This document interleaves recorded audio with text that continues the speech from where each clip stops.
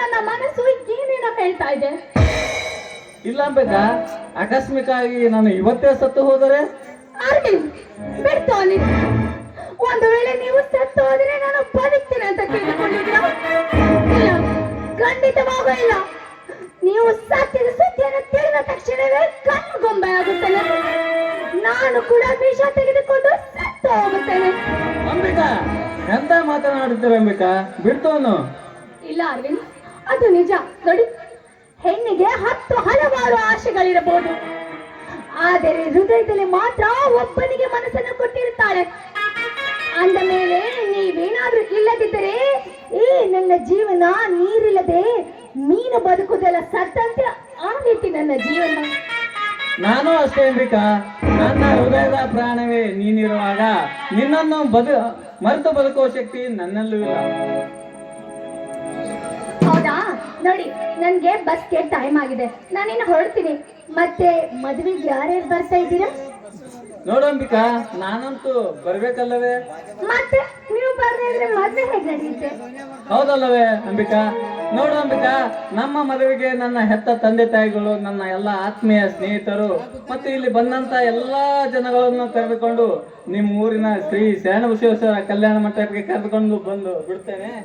ಮದುವೆ ಮುಗಿದ ತಕ್ಷಣ ನಿನ್ನನ್ನು ಹನಿಮೂನಿಗೆ ಕರ್ಕೊಂಡು ಹೋಗ್ಬೇಕೆಂಬ ಆಸೆ ಇದೆ ಅಂಬಿಕಾ. ಹೌದಾ? ಹೌದು. ಮತ್ತೆ ಮತ್ತೆ ಮಧುಚಂದ್ರಕ್ಕೆ ಹೋಗುವ ಸ್ಥಳ ಯಾವುದು? ನೋಡು ಅಂಬಿಕಾ, ನಾನು ಗೋವಾ ಅಥವಾ ಊಟಿಗೆ ಕರೆದುಕೊಂಡು ಹೋಗಬೇಕೆಂಬ ಆಸೆ ಇದೆ.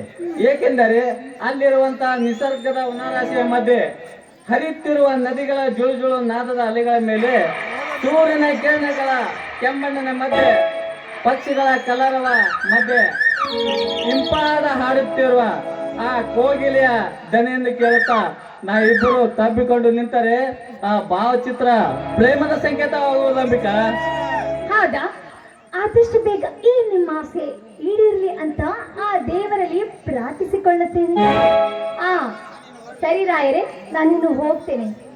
ಹೋಗ್ತೀನಿ ಅಂತ ಹೇಳ್ಬೇಡ ಅಂಬಿಕಾ, ಹೋಗಿ ಬರ್ತೀನಿ ಅಂತ ಹೇಳು. ಹೇಳೋದಕ್ಕಾಗಿ ನನ್ನನ್ನು ಇಲ್ಲಿಗೆ ಕರೆಸಿದೀಯಾ? ಹೌದಾ? ಆಯ್ತು, ಹೋಗಿ ಬರ್ತೇನೆ. ಮತ್ತೆ ಹೋಗೋದಕ್ಕಿಂತ ಮುಂಚೆ ಏನಾದ್ರೂ ಬೇಕಾ? ನನಗೆ ಮತ್ತೇನು ಕಾಣಿಕೆ ಬೇಕೀಗ ಅಂಬಿಕಾ? ನೀನು ಹೋಗಿ ಬರುವವರೆಗೂ ನನ್ನ ಮನಸ್ಸು ಪ್ರಶಾಂತವಾಗಿ ಶಾಂತವಾಗಿ ಇರುವಂತೆ ಒಂದು ಸೀಮುತ್ತು ಕೊಟ್ಟು ಹೋಗಬೇಕು. ಕಣ್ಮುಚ್ಕೊಳ್ಳಿ. ಬೇಗ ಕೊಟ್ಟು ಬಿಡು ಅಂಬಿಕಾ, ಯಾರಾದರೂ ನೋಡಿ.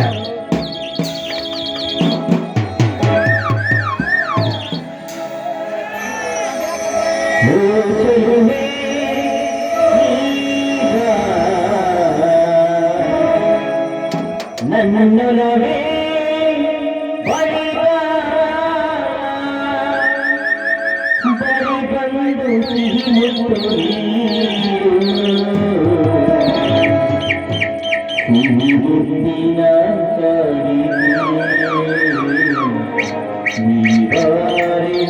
ಸನಿಹಕ್ಕೆ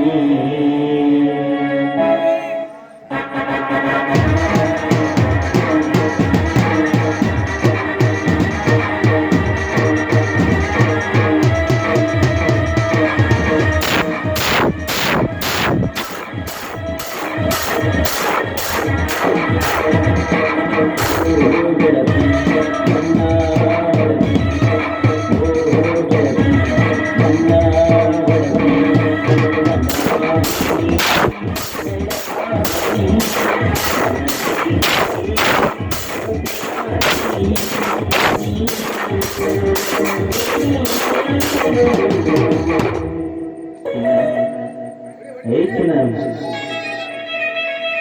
I love you, buddy.